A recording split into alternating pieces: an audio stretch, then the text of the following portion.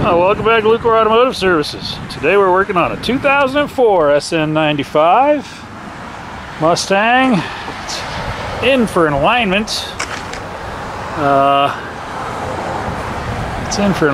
It just had some struts and lowering springs put on it. I drove it down the road and I was mildly terrified by how poorly it rode.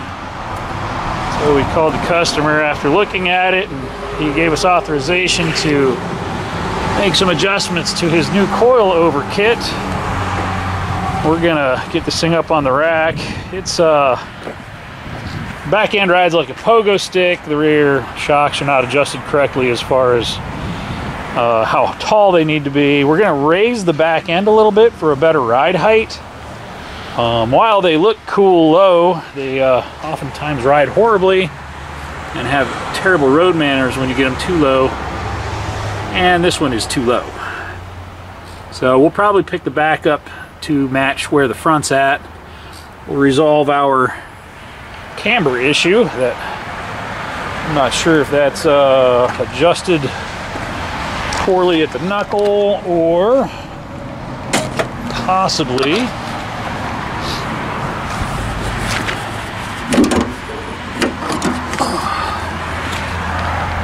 so he's got max camber there. Looks to be max camber there. So we're gonna dial that back some. Looks like he's done some good work to this old girl. 120,000 mile. Single overhead cam. Some new bits and a cold air intake. I bet his resistor works better than mine. Or maybe his needs replaced just like mine does. Who knows? So that's what we're going to do. You want to see what we do with this thing? Stick around.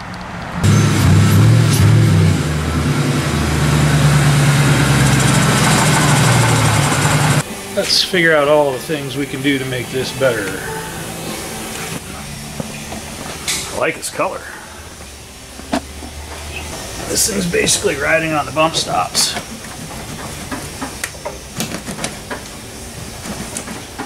So no dampening, just bump stops. So we want to raise the ride height and we want to shorten the strut body on the rear shocks, which I'm probably going to disconnect them and screw them up. You can unlock the jam nut and turn the strut body down, but I've had internal valving problems happen from doing that, so I prefer to adjust ride height or adjust length on the strut bodies with the adjustable part of the body disconnected from the axle and use it to spin it up and down depending on which way you're going.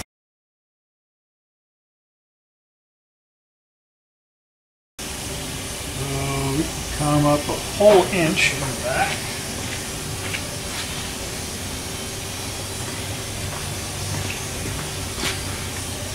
Let's see if they're the same side to side.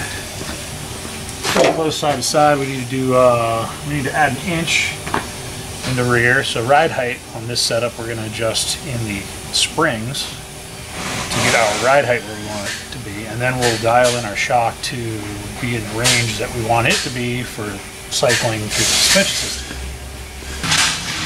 Alright, so we have, what is this?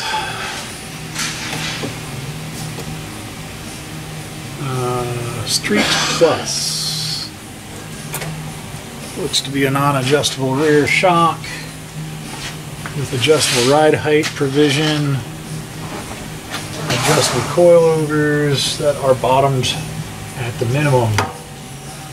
So this car looks to have been being driven like this for quite some time. The shocks are pretty dirty. I'm going to grab my blow gun and try and blow any dirt or debris out of this aluminum adjuster. If there's any small stones or debris in there, they can cause it to gall. And then you're kind of screwed. I want to take the weight off of the springs to adjust them. You drag your car up by the body, which also brings the shock down to a better place to work on it.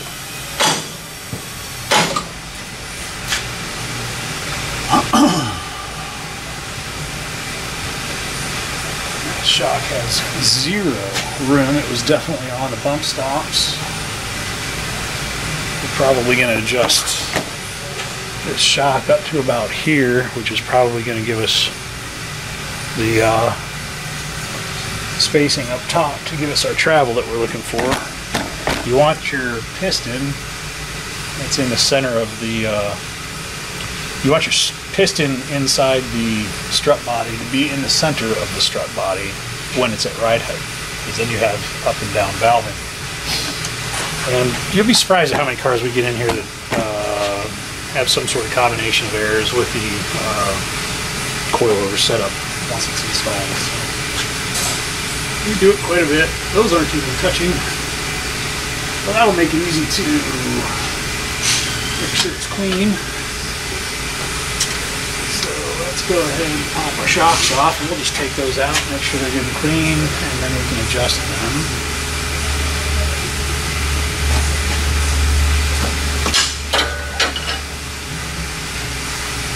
So these have a rubber seal, but dirt can still get down in them, so when you pull the seal off,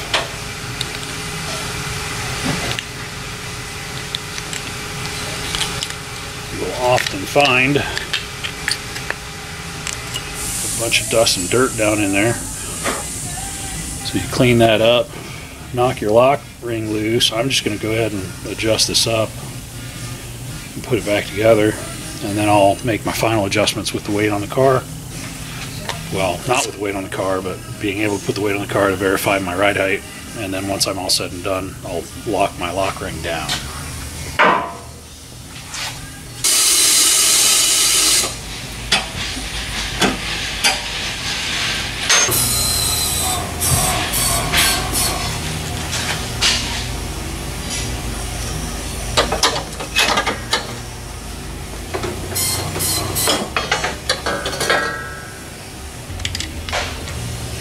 So one thing you're paying for when you bring a car to a shop like this is, I've done this a bunch of times, so you're paying for my knowledge. I didn't learn this stuff overnight. It's been a progression of many years of working on different cars and learning the ins and outs and the things to do and the things not to do. And I'm still learning, so I appreciate you guys bringing me your toys to work on. Been in business since 1999. And I don't have any plans of going anywhere. So thank you for bringing me your cars to work on, because it helps me pay my bills and put my kids through college. Alright, so I knocked my jam nut loose, and then I make a mark because my ride heights were pretty close from side to side. And then I'm going to dial this one up. 1, 2, 3, 4, 5, 6, 7. So you can see how far I raised that, and that's going to be our baseline. To see where we're at gives us a bunch more height. That's like 3/4 inch, maybe ½ inch. We'll see how much that ½ inch in this translates into the ride height of the vehicle. It might be too much, it might not be enough. I did clean this off with some brake clean before I started playing with it. I will drop a little ATF for Marvel Mystery World. They say to use anti-seize on these. I personally don't like anti-seize because it ends up collecting dust and dirt and grit. The ATF seems to clean off real easy, but still lubricate it while you're playing with it. So it's all good. Alright, so our top insulator has a memory mark on it. I always like to line those up correctly. Just me being silly, but makes me feel better. Not have a specific spot to put it, but I will put it so that the start of the coil is at the front on both sides. It's just the way I do it. That's better still in there. Kind of hard to do in the dark. Axion to the rescue. Love these little guys. I'm down to 2. All my other 6 have broken. A couple of them I got a couple of years worth of use out of, so I can't really complain. I think they're like $38 a piece.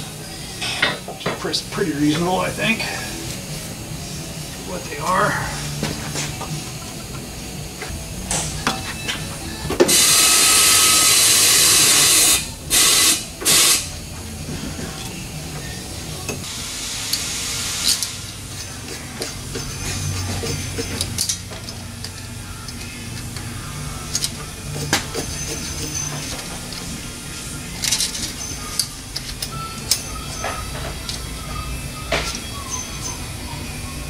not.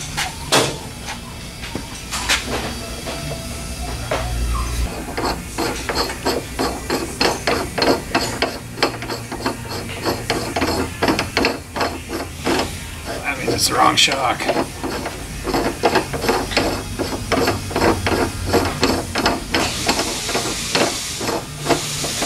Expecting there to be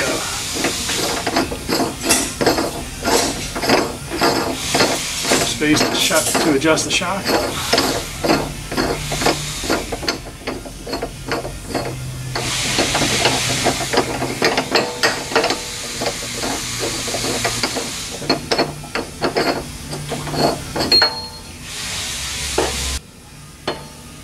Oh, wow, must be the wrong shock.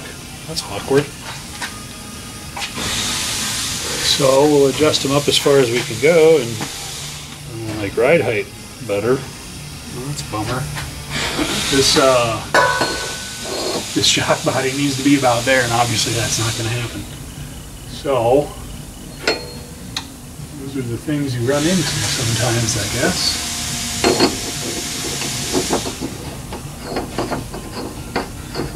It's weird that a suspension is set up designed for this car would not fit correctly.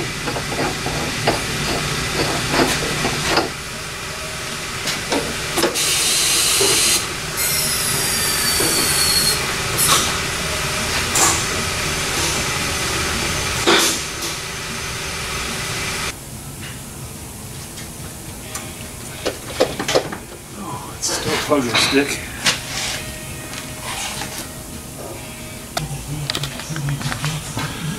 You see these shocks are completely bottomed onto the bump stop, so these shocks are too long for this application.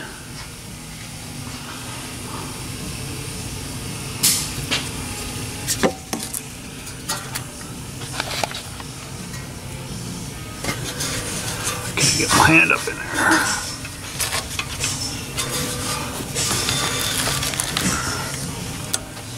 Yeah, it's right on the bump stop. So,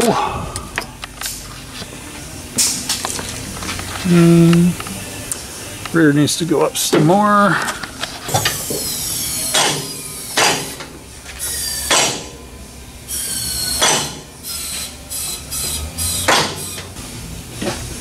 You can see still no shock travel, so we haven't even been riding on the springs yet. This whole time this car has just been riding around on the bump stops. That's as far up as it'll go. It's in the bump stop, it's raising the body. So that's why this car felt like a pogo stick. Alright, so I have these adjusters set at as high as I want to take them. And then basically I screwed them all the way up until the rubber insulator is aligned with the top of the barrel. That way the barrel can still center the coil spring. I make these adjustments with the weight off of them. It's very easy to spin them and make those adjustments quickly. Some people try to make those adjustments with the weight of the car on it, and it's nearly impossible to make that happen that way. So always jack your car up and make your adjustments. Don't fight the weight of the car. Let's see if we can get this to drop back down in without too many headaches.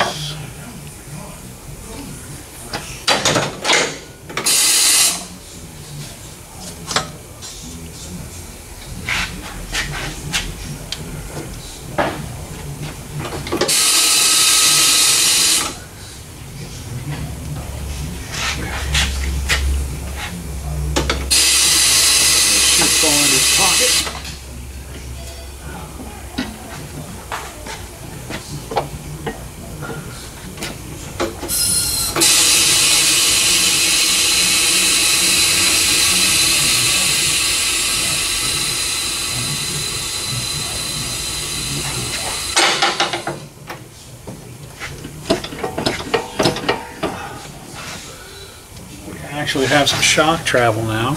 Not much at all. So ideally you want the shock travel to be the equal amount below and above.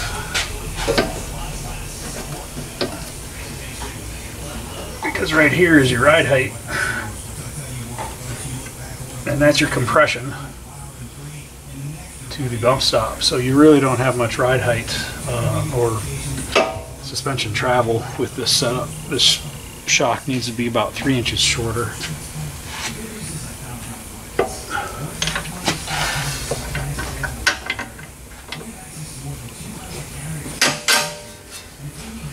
But that's what we have to work with for the moment.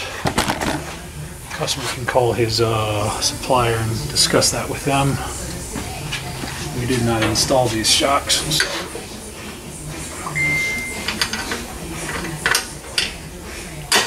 But we are helping our customer understand what's wrong with his shocks. And they are the wrong length for this car. So, lock down the height adjusters. We'll check our ride height, make sure everything's good. And we'll make our front ride height adjustment to match our rear. And then we got a whole bunch of camber and caster adjustments to do up front. Well, camber adjustments.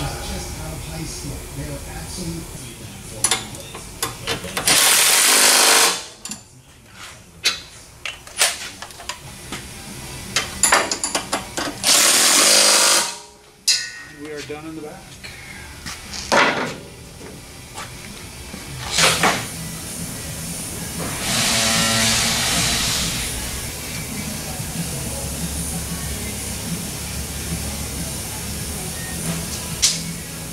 So I'm going to try and bring my front down about a half an inch.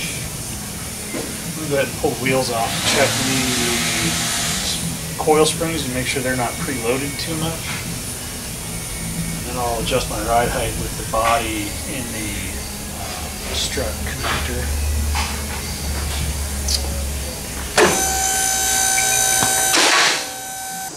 My rears are off like a 1/4 inch side to side. It's a 1/4 inch lower over there. But I'm also lowering the front over here, so as I get the fronts squared up, it may pick up the rear as well a little bit. So we'll see where we go from there.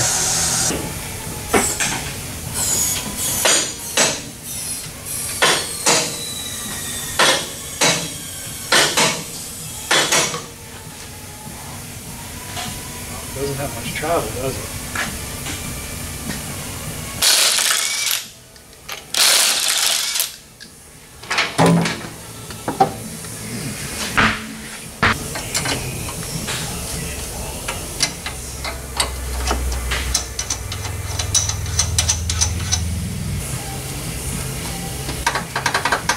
I want 0 slack on my spring.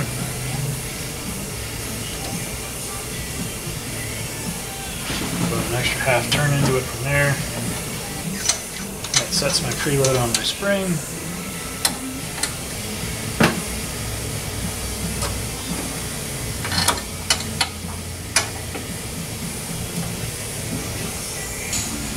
I like this color. It's a little more purple than the royal blue that I like, but it's a good color. I like it.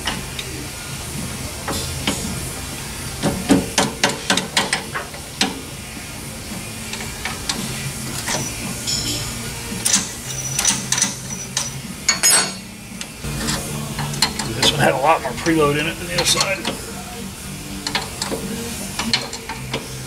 Give it funny handling characteristics. So we'll have more spring pressure on one corner than the other.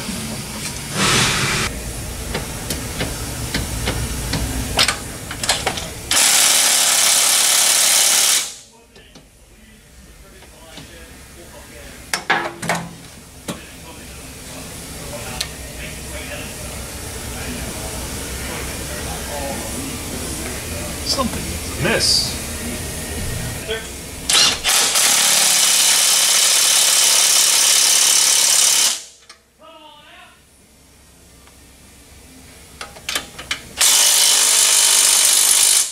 Turn up the heat, Mom.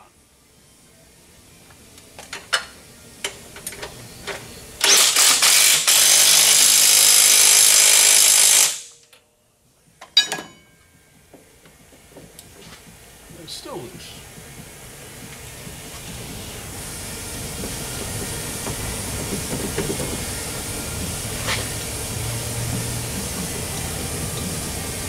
Oh, it needs tie rod ends. You need ball joints too?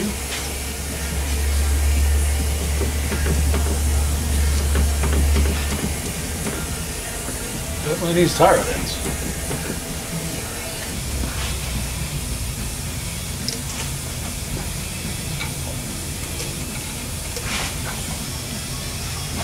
Honestly, for a car with 120,000 miles on it, this one's pretty clean.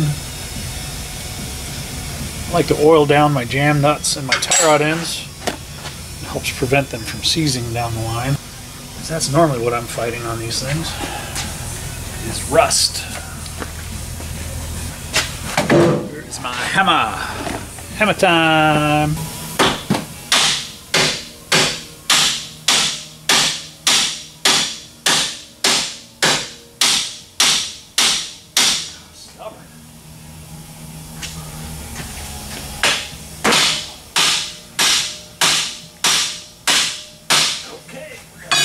Different tool.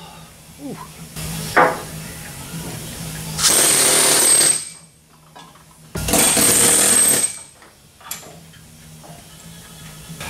Let's change our tie rod ends out.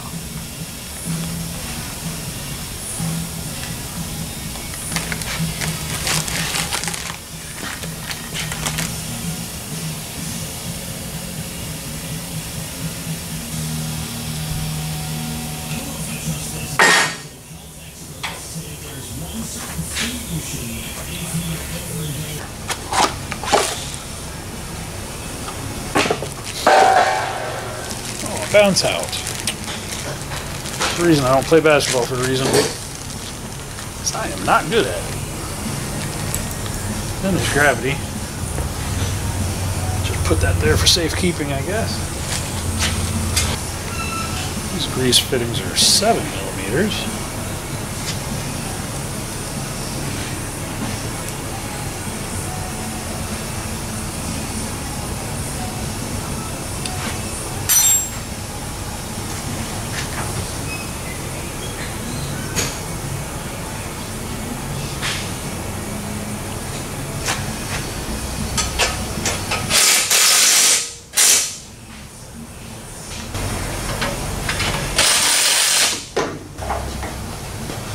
Alright, we're on the road to recovery. Let's put the wheels on it, see where it sits. Move forward from there, probably hang the heads on it, get a preliminary setting.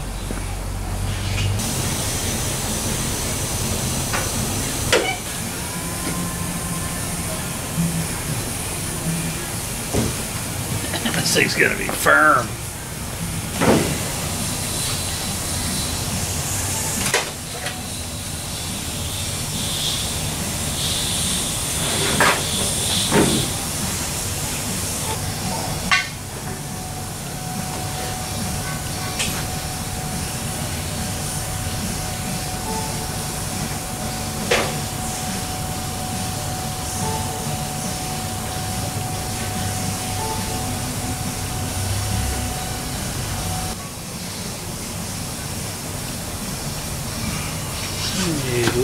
Way less camber on this.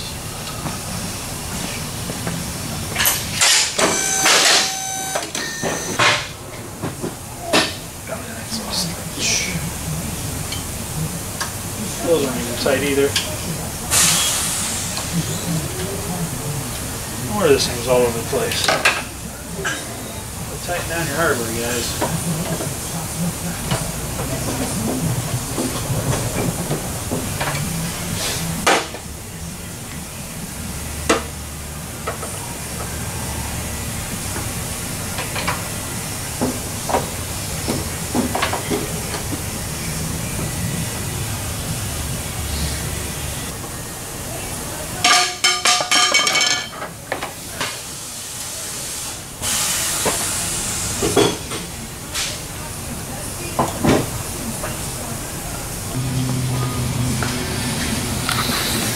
Alright, looking pretty good. Let's recomp this thing.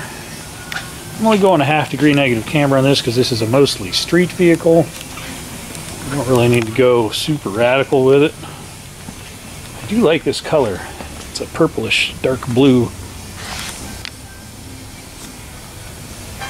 But we're looking pretty good.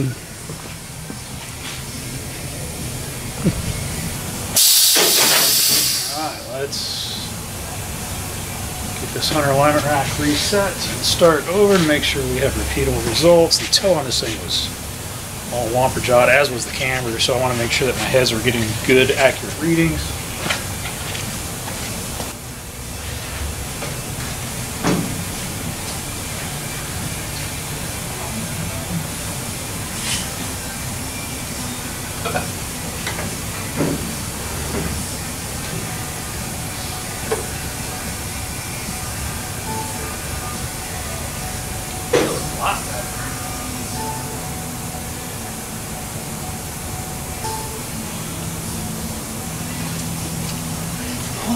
Caster's not horrible, but it's also not adjustable in this car, if I remember correctly. You can adjust the rear control arm, actually. Let's look. No caster camber toe. No front caster, but I think you can use a STC part for that. Maybe not.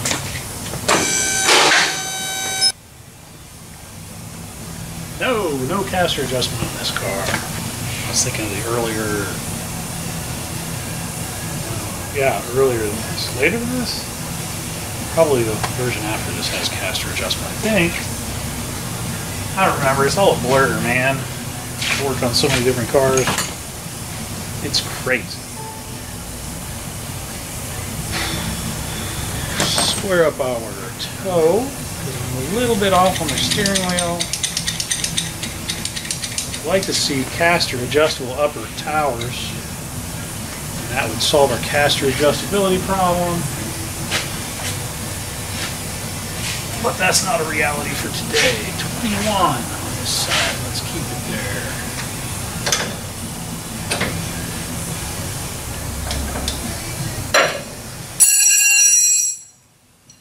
Stupid gravity.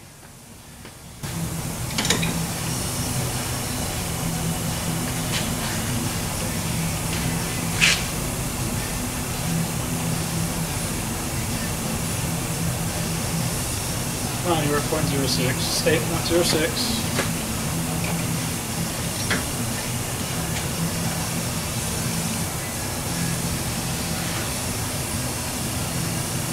Annoying me. There we go. Look down.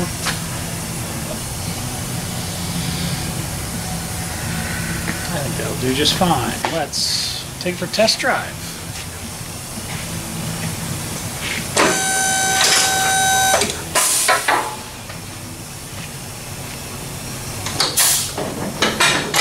It will either be okay or it won't.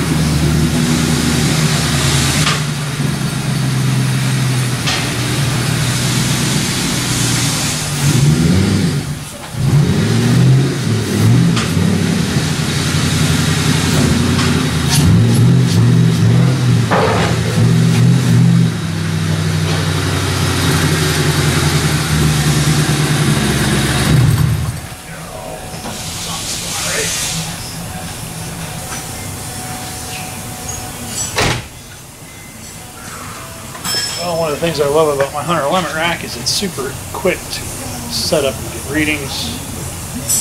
The caster changed a little bit. The toe's pretty close. So it just feels weird. And I'm probably going to have to get a new rack here pretty soon because the manufacturers are making trucks so big they don't fit on this rack. When I bought the rack 10 years ago, they all fit just fine, but now they're even bigger, which is crazy. Which means as soon as I buy a new rack, they'll start making them smaller. So I'm putting that off as long as I can.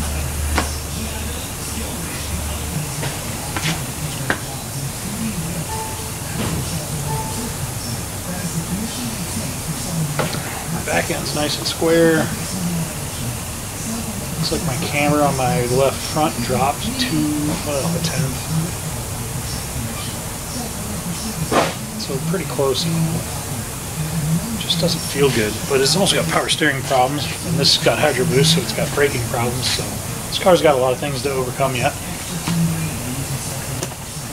Let's double check our tow at steering wheel center.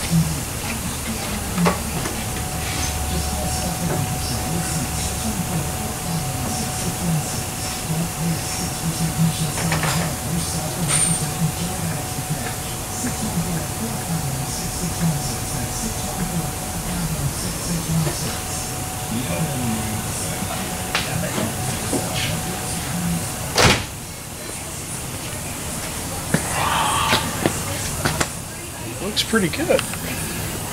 Within 2/10 camber, which is fine. Within 5/10 caster, which is actually factory spec, maximum factory spec. But caster's not adjustable on this car unless we do adjustable uppers. I'll take this one out to reduce my toe there a little bit, but looks pretty good.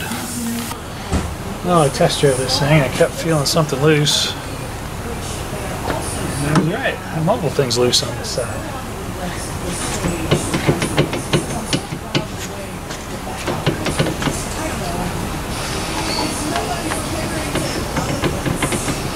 That is going to need a lower control arm. Not great. Not what I was expecting to see, but sometimes they throw you for a loop.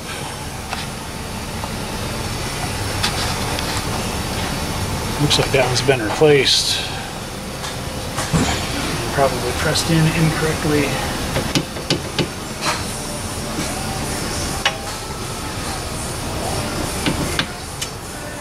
So that's a problem. Pretty clean car for 100,000 miles of Ohio. It's a super clean car for 120,000 miles. Yeah. Yes. It's impressive. But if you look, so I missed that on the alignment rack because I was doing that. Real bad, I was doing it over here and I didn't hear it. When you get over here, you can feel it a little bit, which I didn't get it. I didn't put my hands on it the right way. But when you go here, you really see it. Kind of not that so much. Not so much here. Here. Right here. So, these control arms. Or at least the driver's side control arm, but this, I mean, the bushings aren't great. Yeah, it's so hard. It's 120,000 miles, and you see the rack bushings starting to blow out too. And the power steering sucks on this thing. This is a hydro boost. So he's complaining about belt noise, which is probably the compressor because the compression cooling bearing's starting to go. But I think it also needs a power steering. Great. He's got all sorts of bad news.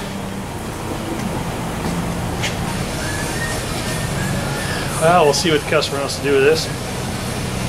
Maybe that'll be the next installment on this episode. If not, click like, subscribe, leave us a comment below. Have a safe day out there. See you on the next one.